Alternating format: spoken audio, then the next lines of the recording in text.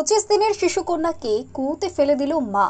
এই ঘটনায় এদিন চাঞ্চল্য শিলিগুড়ি পুর নিগমের 38 নম্বর ওয়ার্ডের সুকান্তনগর এলাকায়। মৃত অবস্থায় শিশুটির দেহ উদ্ধার করল দমকল কর্মীরা। ঘটনার খবর পেয়ে ঘটনাস্থলে দ্রুত পৌঁছে যান ওই ওয়ার্ডের কাউন্সিলর দুলাল দত্ত। প্রসঙ্গত ঘটনার খবর দেওয়া হয় পুলিশকে। ঘটনা সম্পর্কে জানা গেছে, মহিলার মানসিক অবস্থা খুব একটা ভালো ছিল না। এদিন এলাকার বেশ কয়েকজন দেখতে পান সেই মহিলা তার শিশুকন্যাকে ফেলে দিয়েছে এবং এরপরই এই খবর দেওয়া হয় আশিঘর ফাঁড়ির পুলিশকে। পাশাপাশি খবর দেওয়া হয় দমকল বিভাগের আধিকারিকদের। খবর পাওয়ার পরে দ্রুত তারা এসে কুয়োর জল পরিষ্কার করে শিশুকন্যার মৃতদেহ উদ্ধার করে দমকল কর্মীরা।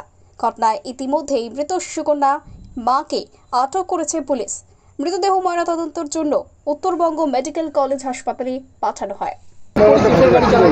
আমি অফিসে বসেছিলাম, একটু আগে খবরটা পেলাম, সঙ্গে সঙ্গে আসে এবং ফায়ার ব্রিগেডও আসে। এসে যেটা শুনলাম যে বাচ্চাটার আজকে 25 দিন বয়স।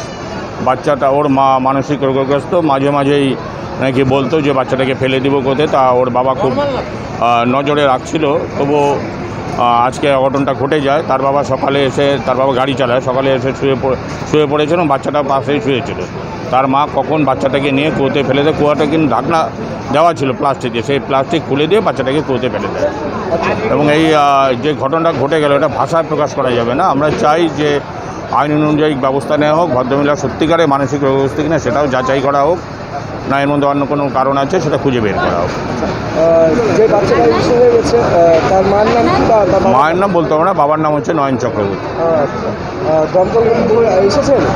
হ্যাঁ, ফায়ার ব্রিগেড এসেছে, তোলার কাজ চলছে, এখনও তুলতে পারেনি, প্রচুর জল আছে। পুলিশকেও খবর দেওয়া হয়েছে, পুলিশ আসছে। এটা তো বলার মতো ভাষা নেই যে এইটুকু একটা বাচ্চাকে এভাবে করে দিলে এই ঘটনাটা। এই জায়গাটার নাম সুকান্তনগর, 38 নম্বর। আপনার